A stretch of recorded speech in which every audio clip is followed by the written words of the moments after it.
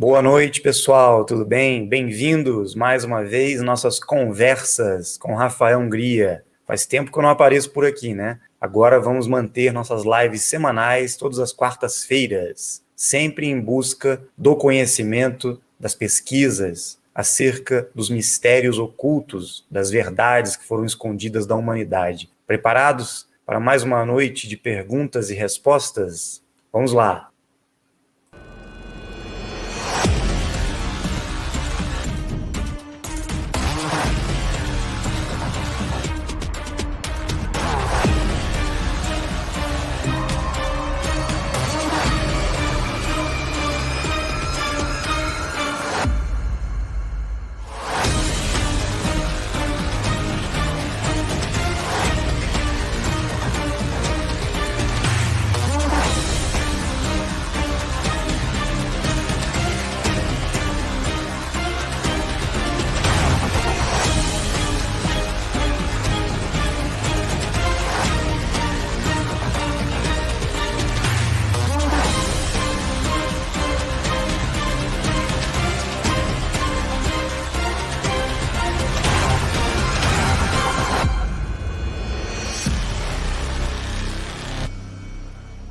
Gostaria de convidar a todos que estão chegando pela primeira vez aqui no canal, não conhecem ainda nosso grupo do Telegram, está na descrição do vídeo o link para acesso ao grupo. A partir de amanhã, às 14h, estaremos lá recebendo a todos que ainda não conhecem nosso grupo de estudos. Já temos mais de 5.000 pessoas lá no Telegram e também temos a nossa mentoria, um grupo privado no qual muitos estudos são feitos também de uma forma mais direcionada. Para quem tem interesse, procurem as moderadoras, a Rafaela, principalmente, no grupo aberto, lá no Telegram, que vocês vão ter todas as informações como participar dos nossos estudos privados. Vai ser um prazer estar com todos vocês. Aqui no YouTube, a gente sempre passa as informações, mas lá na mentoria a gente aprofunda um pouco mais os conteúdos pesquisados. Então vai ser muito bom estar reunindo as pessoas, aqueles que estão chegando pela primeira vez. Contem com a gente. Vamos caminhar juntos nessa busca eterna do conhecimento. Então vamos lá, gente. Primeira pergunta.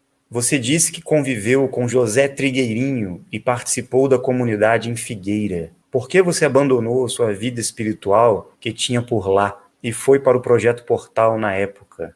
Sim, durante muitos anos eu participei do grupo de estudos e desenvolvimento espiritual do Trigueirinho, em Carmo da Cachoeira, Figueira, uma grande comunidade que existe aqui no Brasil, em Minas Gerais, e foi muito positivo. Aprendi muito, meu desenvolvimento em várias áreas do conhecimento, as pesquisas que eu realizei na época, tanto das religiões como das escolas esotéricas, as filosofias, as pesquisas também que realizamos ligados aos extraterrestres, aos intraterrenos, foi muito importante na época. Nós estávamos buscando sempre o conhecimento, e era um grupo que tinha como intuito a unificação, o mesmo objetivo que nós temos aqui. Mas, durante muito tempo, eu acreditei em uma abordagem, um paradigma que me conduzia apenas para essa questão espiritual. Depois que eu conheci Dáquila, ou melhor, o antigo Projeto Portal na época, eu percebi que havia um desenvolvimento maior a ser feito, um caminho e até mesmo um conhecimento a ser desvendado que ainda não havia sido revelado. E este grupo, o Projeto Portal, estava trazendo essas informações em parceria direta com os mesmos seres que nós estávamos buscando ter contato lá no grupo em Figueira. E por minha surpresa, todo aquele paradigma místico, esotérico, espiritual, religioso que eles tentavam trazer naquele grupo estava um pouco distorcido diante das revelações que eu encontrei. Então eu busquei essa atualização, mas não deixei de ser e de buscar uma vida espiritual. A vida espiritual continua dentro de todos nós. Todos nós percorremos diversos grupos, filosofias, religiões, estudos e vamos galgando essa escada do conhecimento, do despertar, porque nós sempre vamos despertar para algo mais. E é isso que abre a nossa mente, a nossa consciência para encontrar verdades ainda não reveladas. E quando eu cheguei ao Dáquila, ao antigo Projeto Portal, a minha parceria direta com as 49 raças dimensionais me trouxe uma convicção, uma certeza de que eu poderia agir na prática com a humanidade dentro de uma missão, de um compromisso, que na época da minha vida espiritual, eu ficava apenas na teoria, na esperança de que algo iria acontecer, esperando que um dia eu fosse digno de uma evolução maior. Então, foi muito importante eu estar participando daquele grupo. Depois que eu passei para o Dáquila Pesquisas, minha vida mudou completamente. Foi um giro de 360 graus e muitas coisas foram atualizadas. Então, eu sou muito grato ao Trigueirinho. Hoje, ascensionado, está no 2º anel, com certeza está trabalhando em prol dessa unificação e está bem consciente desse trabalho que vai acontecer agora, com relação à transmutação, à atualização dos conhecimentos espirituais também para a humanidade. Então, em breve, quem sabe, estaremos em contato com ele, trazendo a boa nova para todos. E fica o convite para todos os membros que participavam de Figueira, os estudiosos, os espiritualistas, venham conversar com a gente, que a gente tem uma proposta maravilhosa para realizar essa unificação do conhecimento. Todos juntos em busca dessa evolução maior. Os espíritos das colônias espirituais também estão na Matrix a respeito das reencarnações. Com relação às colônias espirituais, é um termo utilizado muito no espiritismo, principalmente quando Chico Xavier trouxe, através de suas obras, com André Luiz, a existência dessas colônias. Com certeza existem essas localizações, fazem parte do 2º anel e outras regiões da Terra, no qual o mundo espiritual existe. E os seres que lá estão vivendo o seu processo de readaptação após a morte e preparação para o processo reencarnatório. A não ser aqueles que ascensionaram e estão nos níveis superiores, numa frequência maior, ainda assim no 2º anel da Terra.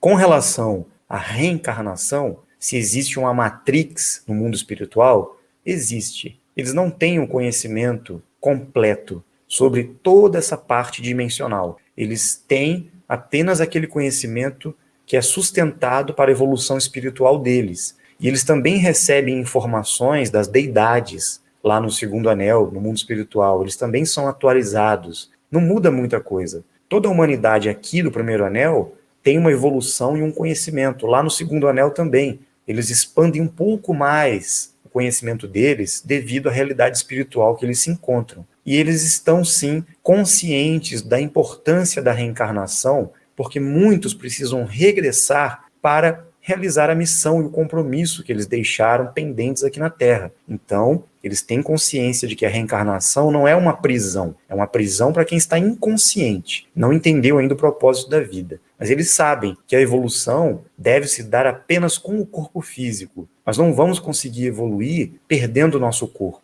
Então, o mundo espiritual é um intervalo na nossa jornada evolutiva na Terra. É uma faixa intermediária. Nós temos que passar por uma readaptação, regressarmos para o 1º anel, continuarmos nossa evolução e nossa missão aqui. É isso que acontece e eles têm consciência disso. Se existe uma matrix espiritual, existe também, porque eles estão ainda limitados por uma visão que não condiz com a realidade total. Por isso que quando eles voltam, todos nós, quando nós voltamos para cá, no processo reencarnatório, nós perdemos a memória de tudo que nós vivemos e fomos em outras vidas, justamente para que a gente possa continuar a nossa jornada e despertar novamente para o propósito que será mostrado para nós. Isso sempre acontece. Agora, a Matrix está envolta em todas essas realidades, tanto no 1º como no 2º anel. Inclusive, os Anunnakis têm tecnologia para manipular o mundo espiritual, as frequências mais baixas. Por isso que nós não adentramos nessa seara de ficar buscando conhecimento no mundo espiritual da Terra, porque os espíritos estão limitados ainda em um certo conhecimento. Mal sabem o formato da Terra, nem isso eles sabem. Eles nem têm ideia de que a Terra não é um globo. Então imagina a realidade que eles estão. Muitos precisam ainda despertar. Os ascensionados que estão num treinamento mais avançado no 2º anel já têm um conhecimento da transmutação, da importância de acelerarem suas frequências para se prepararem para o momento futuro que está chegando após a transição entre as ondas moduladoras. Só que a gente precisa despertar também para essa realidade espiritual, porque muitos estão aqui e nem sequer acreditam e conhecem a vida espiritual, como realmente ela é.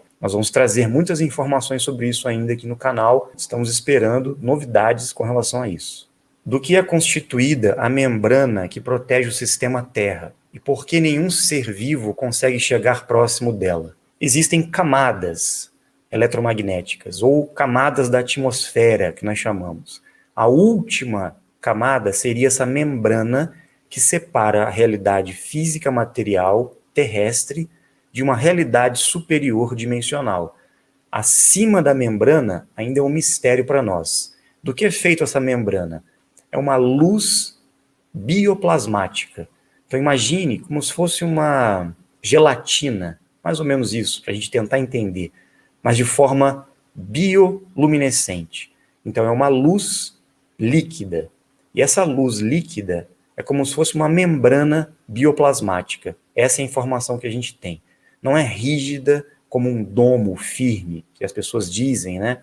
Se baseando em alguns textos religiosos. Não. Na verdade, é uma tecnologia bioplasmática, uma membrana que envolve a Terra.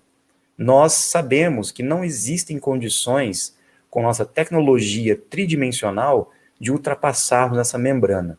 Até mesmo os Anunnakis sabem disso. Somente com tecnologia dimensional é possível ultrapassar essa membrana.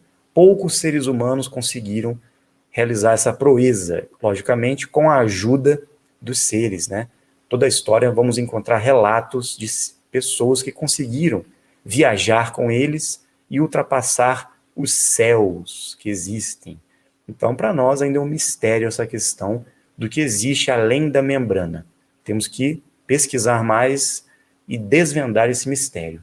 Gostaria de saber a respeito dos cristais. Eles têm relação com seres dimensionais? O que tem a dizer sobre os cristais? Os cristais seria a manifestação evolutiva máxima do reino mineral.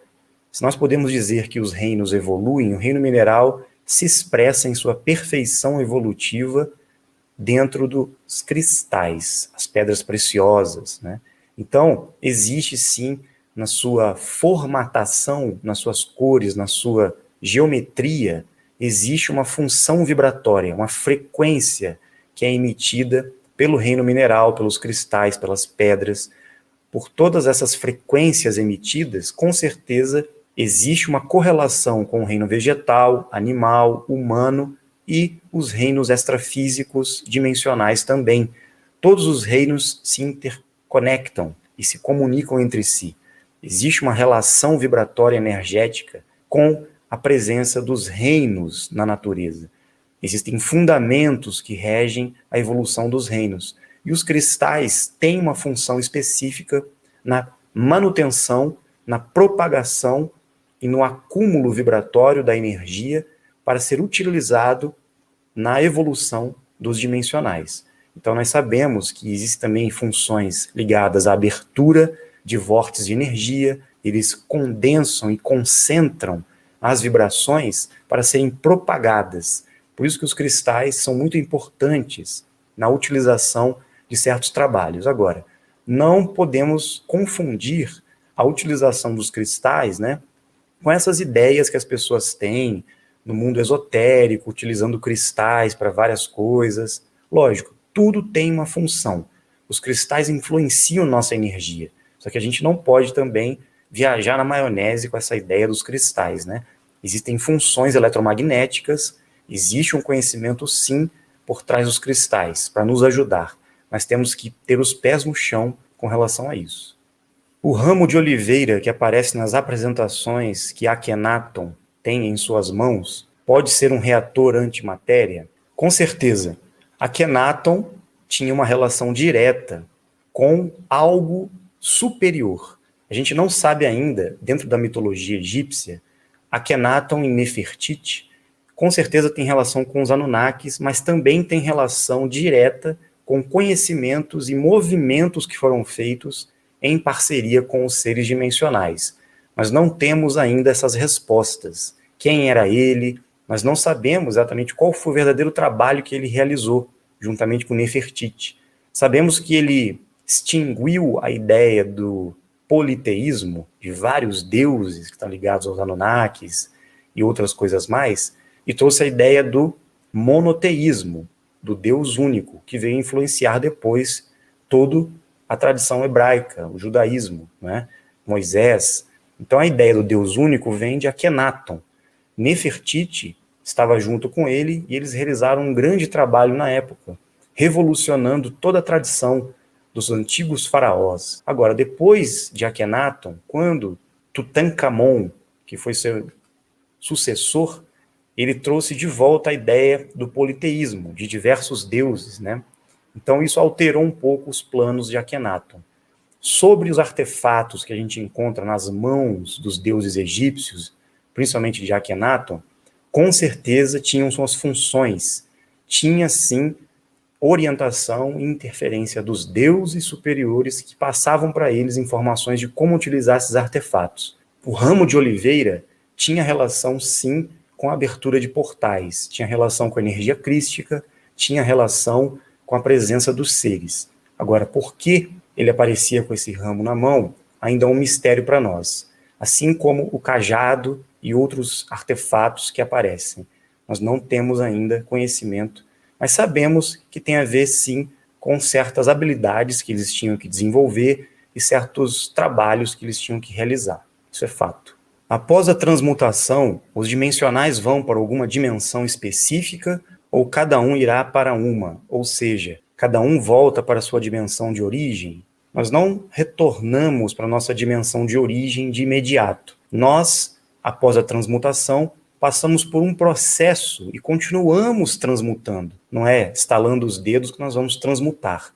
Nós vamos passar por um desenvolvimento ainda e o prolongamento da nossa vida se dá entre as dimensões, e nós vamos transmutando cada vez mais. Agora, diante do momento que está se aproximando, a transmutação, o ciclo, a janela transmutativa que nós estamos nos aproximando, ela trará uma oportunidade para os dimensionais que estiverem realmente focados no treinamento em alcançarem uma frequência superior, porque nós vamos conseguir transmutar com 100% das emoções, e isso nos conduz à frequência dos seres universais, ou seja, existe a possibilidade de darmos um salto quântico entre as dimensões. Em vez de cairmos na quinta, nós vamos passar da nona dimensão, nos níveis superiores dimensionais, que já é na frequência dos seres universais, e nem dos dimensionais mais, porque os dimensionais estão da nona para baixo. Nós, transmutando, passaremos dos níveis dimensionais para o nível das deidades, tá? Dos seres universais. Agora, a transmutação é um processo gradual, ela se dá em vida, e a terceira dimensão é o impulso para essa transmutação ocorrer. É aqui que nós conseguimos gerar a frequência, ou melhor, acumular energia taquiônica, converter essa frequência para que nós possamos dar esse salto quântico no momento certo. Por isso temos que treinar, trabalhar e nos desenvolver para isso. É possível saber se os 144 mil dimensionais conseguirão despertar e deixar o legado? Todos serão chamados em determinado momento para estarem juntos antes da transmutação? Com certeza, muitos dimensionais irão despertar a tempo, mas não garantimos que todos os 144 mil e seus descendentes, suas linhagens, né, vibratórias e genéticas, estarão despertos. Apesar de ser curto, né, existe um tempo para despertar ainda. Até 2028, nós temos que deixar o nosso legado, o compromisso, pelo menos 1.440 dimensionais. É o mínimo que temos que alcançar. Mas vamos passar disso com certeza. Agora, se todos vão despertar, do jeito que a coisa está indo, eu acho que tem que ter um esforço muito grande da nossa parte, ou seja, dos dimensionais que já estão despertos, para atingir essa massa crítica, ou melhor, crística, de pessoas para esse despertar. Quanto mais dimensionais vão despertando, por ressonância, porque a nossa ação, tudo que acontece conosco, tudo que nós fazemos, tudo que nós realizamos e projetamos na nossa vida, interfere na vida de todos os dimensionais da Terra. Isso é muito importante a gente entender. Então, o que nós estamos fazendo da nossa vida, com certeza vai afetar nessa questão do despertar dos 144 mil. Depende só de nós. Sobre a pobreza e a escassez de recursos retratados na Bíblia, nos tempos de Jesus. É verídico ou tem manipulação dos Anunnakis? Se sim, por qual objetivo? Eles manipularam essa questão da pobreza, porque a pobreza de espírito diz respeito a você não desenvolver apego às coisas materiais. Significa que você deveria ser pobre em relação ao seu ego, a não deixar que o seu ego fosse ganancioso, fosse rico na tentativa de se sobressair totalmente sobre a matéria. Então, o trabalho da pobreza espiritual dizia respeito não a ficar pobre, miserável, vivendo igual mendigo, abandonar tudo. Isso foi uma manipulação das religiões. De fato, não era esse o direcionamento. A pobreza diz respeito a você ser puro de espírito. Nem humilde, mas puro. Ou seja, você não se apegar. Você pode ter tudo, você pode ser a pessoa mais rica da Terra, mas você tem o desapego, você tem a compreensão de que tudo passará. Você não vai levar nada aqui da Terra para os mundos dimensionais e nem para o mundo espiritual. Então, essa consciência impede que nós estejamos iludidos com relação à matéria, ao dinheiro, às riquezas, aos bens, às posses e até mesmo aos apegos emocionais. Então, nós temos que ter consciência de que houve uma manipulação das religiões para que as pessoas pensassem que vida divina, vida espiritual, vida evolutiva, significa renunciar à vida material. Isso é uma manipulação do GO. Não é este o objetivo. Nós temos que ser prósperos, nós temos que ter uma vida de abundância, nós temos que ser deuses criadores, nós podemos ter tudo que nós quisermos. Agora, não deixar o ego ser dominado pela ambição, pela tentação de ter o poder material. É isso que faz as pessoas se desvirtuarem. Se nós somos sábios e pessoas que estão buscando a evolução maior, até mesmo a transmutação, nós temos que ter consciência que precisamos dominar a vida material. Nós temos que ter a excelência e buscar cada vez mais conseguir manipular as leis físicas. E a lei da prosperidade, a energia monetária, até mesmo o dinheiro, é importante a gente ter consciência de que nós podemos fazer coisas maravilhosas tendo prosperidade. Nós podemos cuidar da saúde, nós podemos sobreviver, prolongar nossa vida, nós podemos ajudar as pessoas, nós podemos trazer sempre mais conhecimento para nós e para todos, nós podemos estar livres do sistema cada vez mais. Mas o sistema que o GO nos colocou para atingir a prosperidade é totalmente manipulado, é cruel, não permite que as pessoas consigam chegar nessa prosperidade. Por isso que nós temos que trazer um equilíbrio entre a vida material e a vida espiritual, dimensional. Não podemos negar a vida material em detrimento de uma vida superior. Não, porque é aqui na vida material que nós evoluímos. Então, essa ideia de ser pobres, de abandonarmos tudo, de entregar o dinheiro para todo mundo, como Jesus disse que fazia, isso é mentira, tá? Eles tinham, sim, muita prosperidade, muita riqueza, não só material, mas espiritual.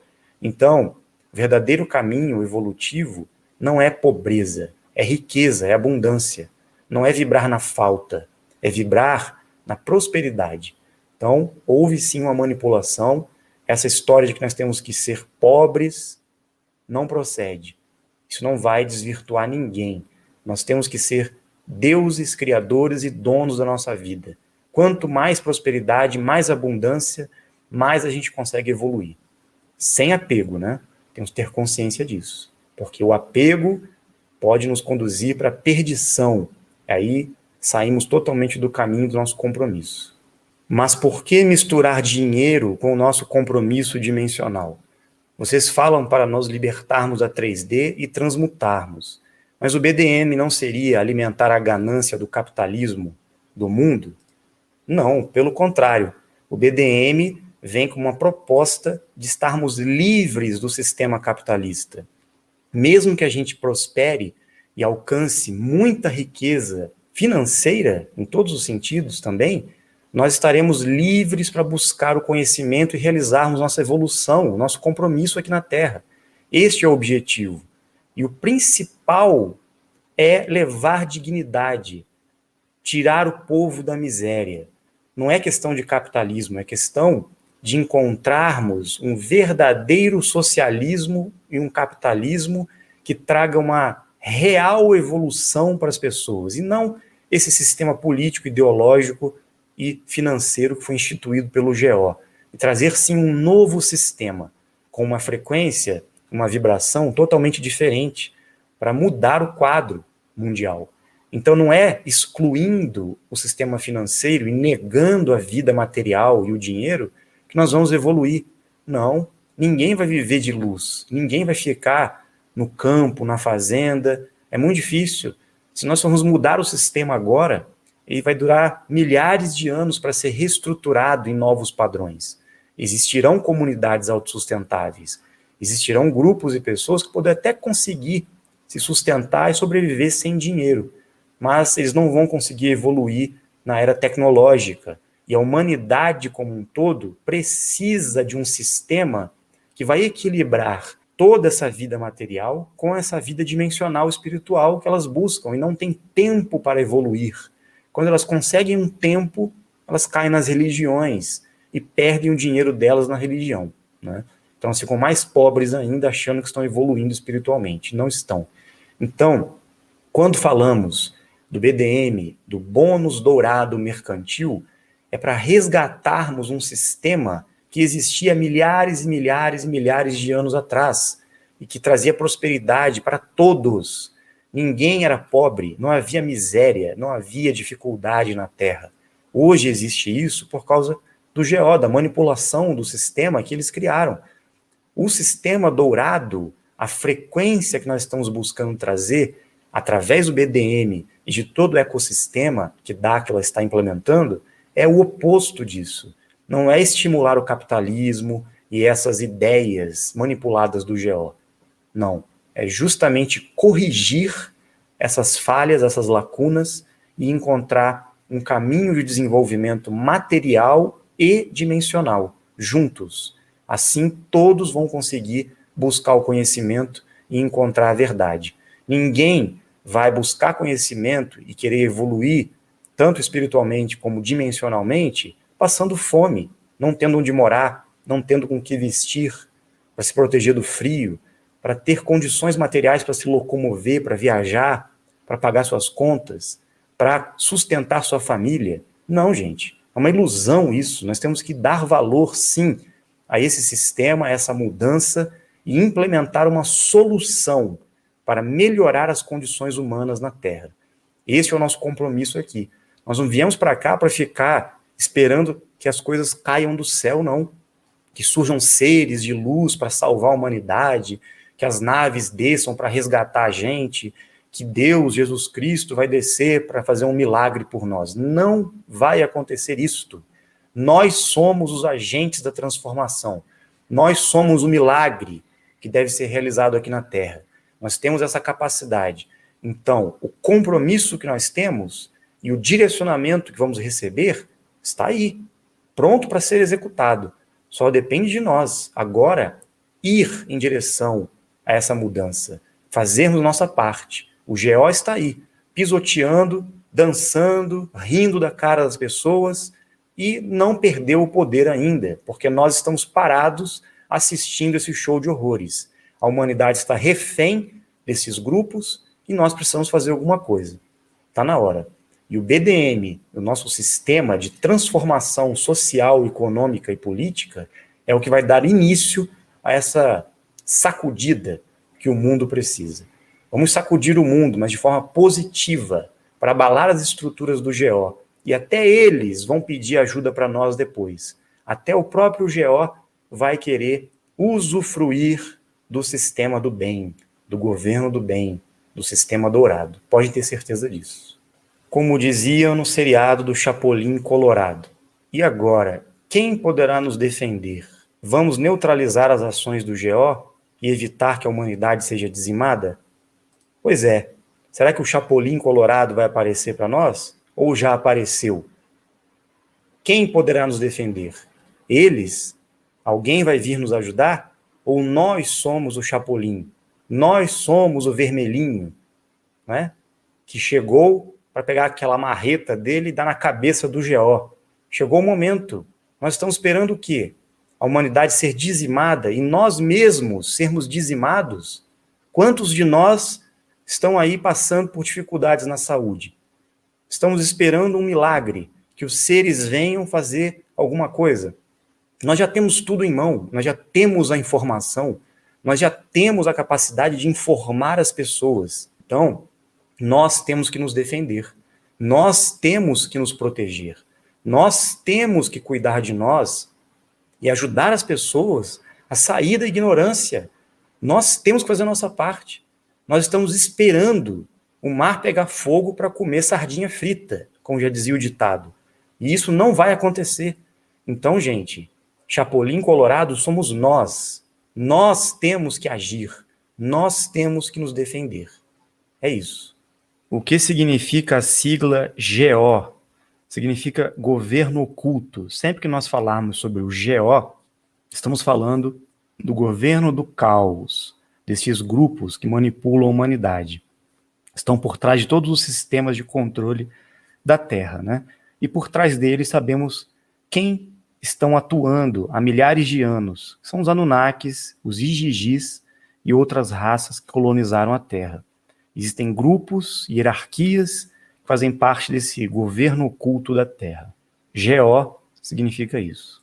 Poderia falar mais sobre a cocriação, emoções e sexualidade na vida dos dimensionais?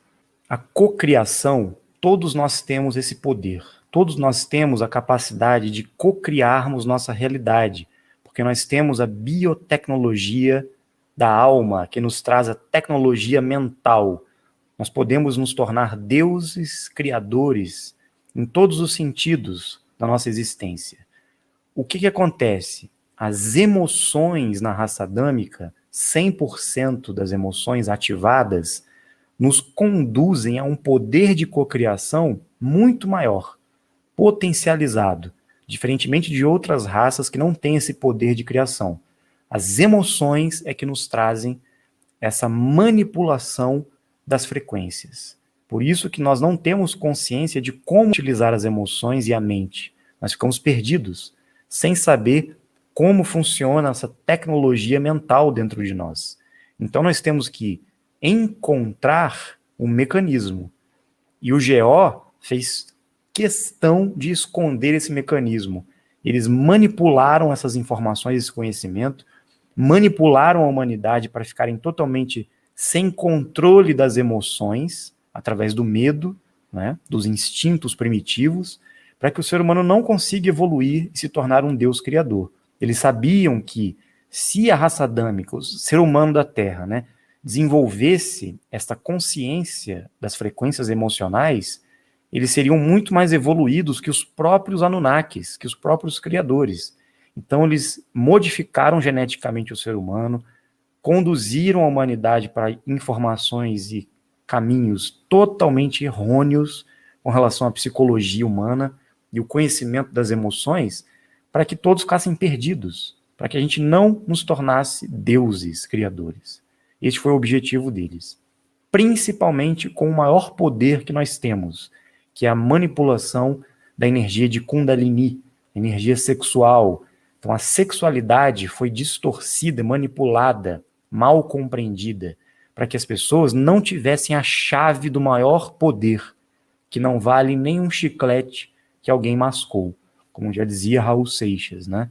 Então, a compreensão da manipulação das frequências emocionais e principalmente da energia sexual humana, da forma correta, entre casais de polaridades opostas, conduziria o ser humano a esse desenvolvimento, a esse despertar de suas habilidades, para que todos se tornassem deuses na Terra. A raça adâmica tem esse potencial, e é isso que os Anunnakis não querem. O GO não quer deixar que o ser humano se desenvolva. Por isso que eles manipularam sempre a genética e o corpo físico do ser humano para modificar o seu potencial criador. O que está acontecendo agora com essas VACs? Estão fazendo isso, estão adulterando o DNA da humanidade mais uma vez, tentando impedir que uma mutação genética aconteça. Complicado, né? Não, por isso que nós não podemos permitir que isso continue. ainda dá tempo de revertermos essa situação e vamos conseguir reverter. Então, o poder criador do ser humano está ligado à alma, está ligado a essa biotecnologia mental, que foi outorgada para nós por parte das 49 raças superiores dimensionais. Então, é muito importante compreendermos essa manipulação da energia, das emoções, da energia sexual, né, para que a gente consiga canalizar principalmente as nossas habilidades para o nosso compromisso aqui na Terra. Esse conhecimento nós estamos passando nos nossos treinamentos, todo o nosso desenvolvimento em Dáquila diz respeito a isso também. Fale um pouco sobre a epopeia de Gilgamesh, ou Gilgamesh.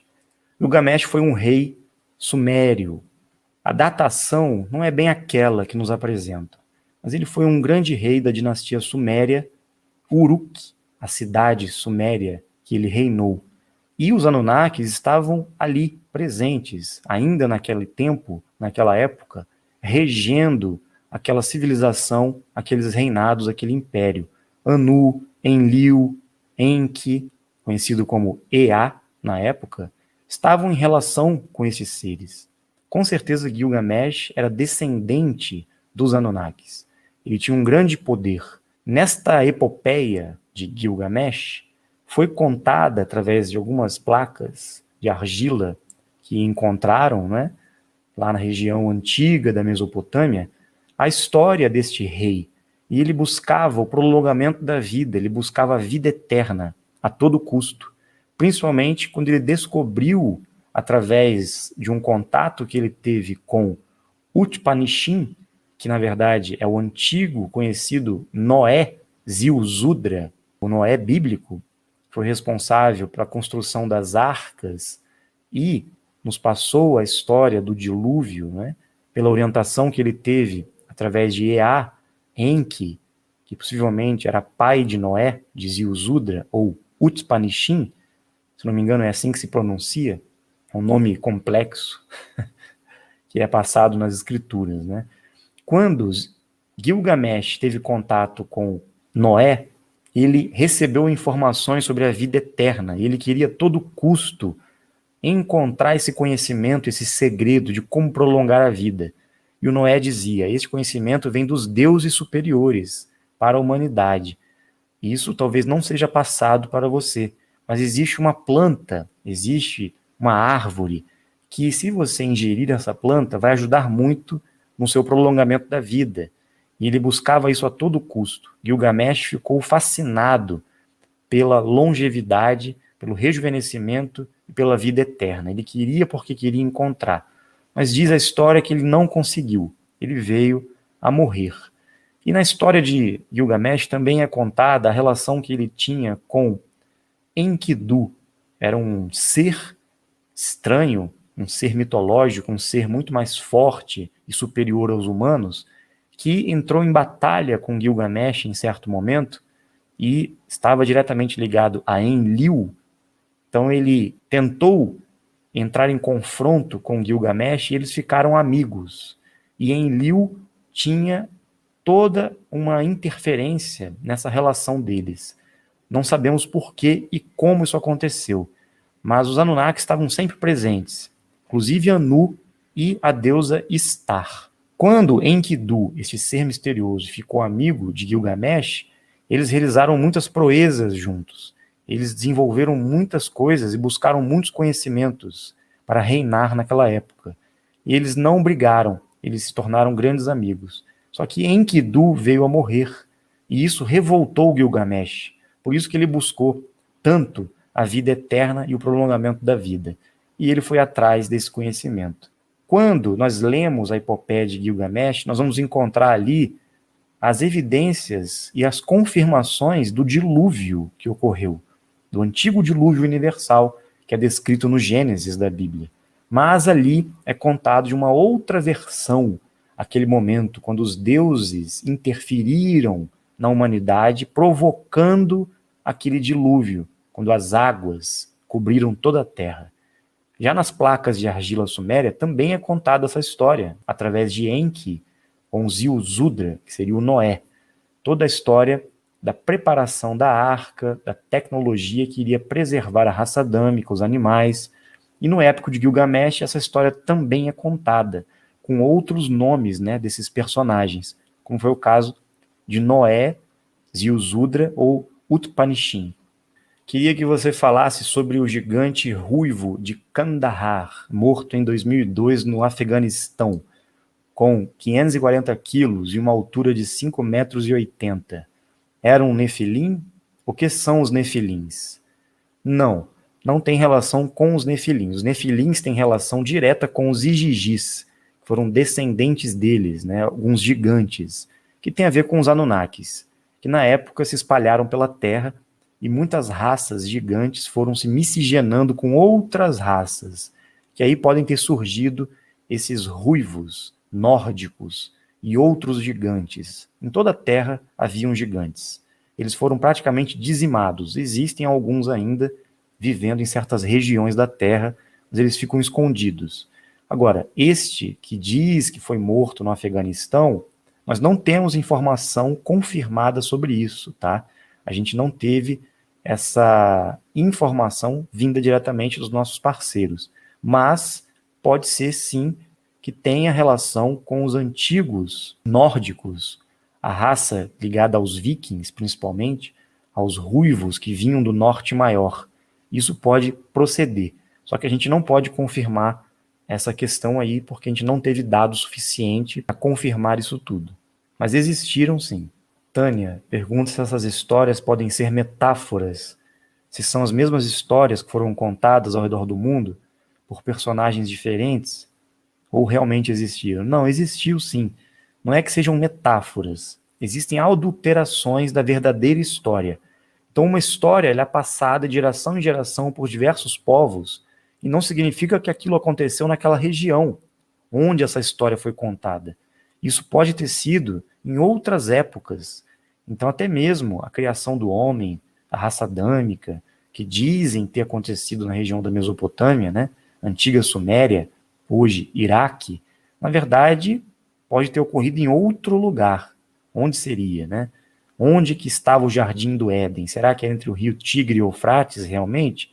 Ou era entre outros rios, nas terras de baixo, aqui na América do Sul, na Amazônia?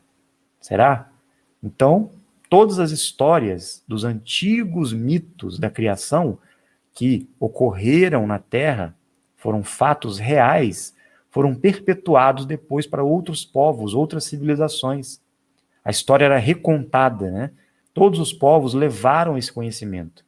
Tanto é que o Gênesis, texto deixado ali, escrito possivelmente pelos hebreus, foi uma compilação dessa história recontada. Foi um resumo do resumo do resumo, adaptada para aqueles tempos. Então não significa que as histórias que nós vamos encontrar nos textos antigos são relacionadas ao que aconteceu de fato. Não é que sejam metáforas, mas são histórias manipuladas e adulteradas, porém recontadas de tempos em tempos. Então tem um fundo de verdade, sim. Como fazemos para levar nossa energia para o frontal? Bom, a melhor forma de a gente elevar nossa energia vibracional ativa para acumular aqui no frontal é através da manipulação da Kundalini, da energia sexual. Sempre que nós atingirmos essa frequência, nós vamos imaginar uma luz vermelha, a energia da criação, subindo em espiral, sublimando e se acumulando aqui, no chakra ou no centro biomagnético da nossa testa, do frontal, que nós chamamos, ou ágina para os indianos, né? Os antigos indianos. Então nós temos que manipular as emoções, e a energia sexual é a mais forte para a gente canalizar para o frontal. Sempre que nós tivermos uma emoção, nós podemos também direcionar para o frontal. Até mesmo quando sentirmos uma dor física, eu dou uma topada, né, com o meu dedão. Então eu sinto uma dor, machuco minha perna, sinto algo diferente, eu jogo aquela energia para o frontal. Se eu sinto uma alegria muito grande, jogo a energia para o frontal. Sinto uma tristeza, uma energia emocional, não importa. Imagino que essa energia está subindo para cá. E assim você vai acumulando energia vibracional vai convertendo esta frequência para, nós falamos anteriormente, o nosso poder de cocriação. Nós explicamos na pergunta anterior. Agora, existem ativações também, algumas ativações energéticas que podem ser feitas entre pessoas, entre casais, que ajuda nessa manipulação energética para a energia subir para o frontal também. A serpente representa o bem ou o mal? Não tem uma representação de bem e mal. O Enki estava relacionado a essa figura da serpente que orientava Adão e Eva, e também está relacionado a Hangstar, dragão também, serpente, dragão, tudo está relacionado à linhagem do Enki, ao Hangstar, aos seus filhos. Então sempre nós vamos encontrar referências a essas mitologias, tem relação com eles. Qual a verdadeira origem do nome Emanuel? Segundo os registros dos textos antigos que nós vamos encontrar, Immanuel está relacionado a Deus conosco, ou a presença divina na Terra, ou Deus em nós. Immanuel. Nós vamos encontrar referências em Mateus e em Isaías, na Bíblia, sobre Emanuel, sobre a presença e a chegada, a vinda dele, relacionado ao Messias, a vinda de Cristo, e que o nome dele seria Emanuel. Nós sabemos, através da nossa parceria, que a vibração sonora correta relacionada a Cristo, aquele que ficou conhecido como Jesus na Terra, o nome dele, a vibração sonora seria, de fato, Emanuel, o comandante supremo das 49 raças. Essa é a informação que a gente teve. Agora, na tradução do hebraico, Immanuel diz respeito à presença de Deus na Terra. Deus conosco, junto com a humanidade, vindo para trabalhar junto com os dimensionais, que também fazem parte de Emanuel e Lilith. Porque Emanuel não está sozinho, ele está com a sua esposa, sua consorte, sua polaridade oposta, Lilith, que nós conhecemos aqui na representação de Maria Madalena, quando estava com Jesus na Terra, né? Fiquei sabendo que os líderes das tribos incas, astecas e maias entraram nas pirâmides e sumiram. Para onde será que eles foram? Alguns egípcios também. Não foram só os incas, astecas e maias, não. Toltecas, olmecas. Vários povos tiveram o conhecimento, tiveram a parceria para esse desenvolvimento transmutativo. E eles sabiam disso. Por isso que todos eles construíram pirâmides. Todos tinham conhecimento para o desenvolvimento dimensional, porque eram dimensionais dos outros grupos que chegaram na Terra, antes dos 144 mil, né? Então, os maias foram os que mais conseguiram sucesso na transmutação, mas nem todos. Alguns não conseguiram transmutar, mas a maioria do povo maia conseguiu na península de Yucatán, na pirâmide de Kukulcán. Agora, os incas, nem tanto. Os incas tiveram muita dificuldade por preguiça, né? Eles não se desenvolveram tão bem como os maias. Os astecas também tiveram sucesso, mas nem tanto como os maias. Os egípcios, como eu disse, também. Muitos tiveram a sua transmutação, o seu desenvolvimento na época, lá na pirâmide de Saqqara, né? Foi muito importante esse trabalho que ocorreu no Egito também, esse desenvolvimento nas escolas de mistérios.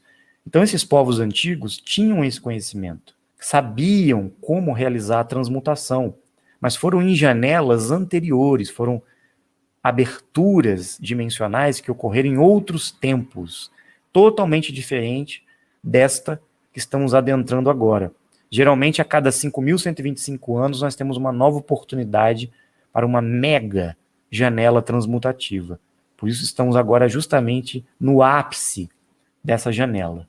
Então, sim, os povos antigos, os maias principalmente, conseguiram transmutar. E agora é a nossa vez, né? Estamos aqui para isso. O termo casal criador eu nunca tinha ouvido. Ouvi de você, e num livro no qual entendi que o casal criador são Enki e Ninmah. Procede? Não. Enki e Ninmah, Anu e Antu, todos os deuses Anunnakis, não importa, não tem relação nenhuma com o casal criador. O casal criador que nós falamos é a energia suprema, Deus, de fato, e não os deuses que foram confundidos com Deus. Todos os Anunnakis, muitas religiões mostram ali a trindade divina, eram Anunnakis, tanto no Egito, na Índia, na Grécia, na Suméria, não importa, no Egito, são deuses Anunnakis. Então eles não têm relação com o casal criador, eles têm relação com eles. Então eles se fizeram passar por Deus e o ser humano acreditou que eles eram deuses. Quando falamos do casal criador supremo, a energia suprema, estamos falando do ser dimensional, deste casal que tudo manifestou e tudo criou nesta realidade dimensional, física, espiritual, não importa. Em todos os níveis, isso é parte dessa criação. O universo criado por eles, por este casal. Existem outros universos, outras realidades, outros mundos. Existem vários deuses criadores. O nosso casal criador, a nossa frequência máxima, é um ser muito superior às dimensões, aos mundos divinos, e ele que rege tudo isso. Então não podemos confundir o Deus verdadeiro, o casal criador, com a frequência dos deuses dos Anunnakis, que foi exposta nas mitologias, nas antigas escrituras. Agora, se nós queremos chegar próximo da frequência do casal criador, nós podemos associar a Emanuel e Lilith como o casal que reflete essa frequência de uma forma muito, muito próxima do que realmente ele é. Você disse que os seres estão dando banho de luz vindos do céu. Qual a finalidade disso? Eles estão ativando os dimensionais, fazendo o trabalho oposto que o GO está fazendo, porque os banhos de luz trabalham nossa genética, nosso campo vibratório, ativa nossas habilidades, nossas frequências, acelera nossa atividade cerebral, deixa que a gente fique, vamos dizer assim, mais preparado para o despertar e o processo transmutativo, para que a raça adâmica e humana, nós que estamos aqui, não sejamos dizimados. Os banhos de luz estão vindo justamente para preparar os dimensionais e acelerar a evolução deles e o despertar, principalmente através da nave do GNA, que é uma nave que aparece no céu todas as noites e emite flashes, geralmente prateado.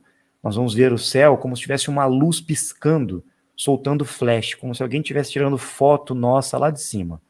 E ela pode dar um flash, 2, 3, 4 na sequência, pode mover-se, né, mudar de lugar, isso pode acontecer. Geralmente ela fica estática no céu. E esses banhos de luz estão acontecendo justamente para neutralizar as ações do GO, para ajudar os dimensionais a passar por esse momento que estamos passando. Esse é o motivo principal. Sobre o banho alquímico, nos ensine mais técnicas para elevar nossa frequência. O banho alquímico já é muito importante. Quando a gente passa nos nossos centros de energia, no umbigo, aqui na garganta e no frontal, o perfume de jasmim, rosas e cravo, a sinergia, né, que a gente pode manipular, já vai ajudar muito a nossa frequência vibracional. Vai ajudar a gente expandir o nosso campo biomagnético, nossa aura fica protegida de energias baixas, negativas. A gente consegue acelerar nossas frequências e passar por esses momentos com mais facilidade. Então, banho alquímico, gente, passou o perfume antes do banho, nos 3 chakras, entra no banho normalmente. Quando sair do banho, passa de novo o perfume nos 3 chakras. Se você quiser entrar de novo no banho, depois sair e repetir o procedimento, melhor ainda. Se fizer 3 vezes isso, potencializa ainda mais o banho alquímico. Se fizer 1 vez por semana, já está bom. Mas 3 vezes na semana já mantém a nossa frequência bem elevada. Nos ajuda bastante. O banho alquímico é para passar no sentido horário ou anti-horário. Não, não é para girar. Existem algumas técnicas para girarmos os centros, né, no sentido horário e anti-horário, mas isso em casos específicos. Banho alquímico, você simplesmente molha com o perfume, dá uma passada ali para fixar bem, né, nos centros de energia e toma o banho. Depois, ao sair do banho, você passa de novo o perfume. Então, muito obrigado a todos. Agradeço de coração mais uma vez pela presença e conto com a presença de todos lá no Telegram. Vamos sacudir o mundo. Vamos fazer uma bagunça, levar a luz do conhecimento para quem não quer enxergar. Conto com vocês, hein? Nos encontramos em breve numa próxima live. Muito obrigado, se cuidem e vamos em frente.